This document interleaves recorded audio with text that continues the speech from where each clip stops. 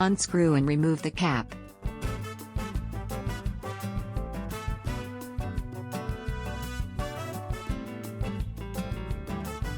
Hold the inhaler upright, with the red grip down. Do not hold the device from the mouthpiece. Do not block the air inlets. To prepare one dose to the device, rotate the red grip all the way to one side, and then, turn it back, until you hear click. The inhaler is now ready for use.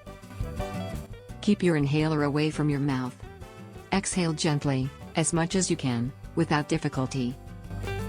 Insert the mouthpiece gently between your teeth, and close your lips. Inhale as deeply as possible, through your mouth. Do not chew or bite the mouthpiece.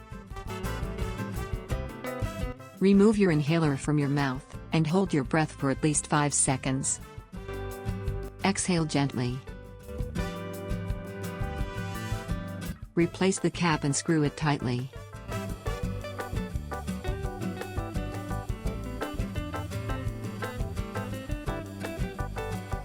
The amount of medicine you inhale is too small. This means that you may not feel any taste after inhalation. If another dose is required, repeat steps 2 to 6. Rinse your mouth out after all doses are complete.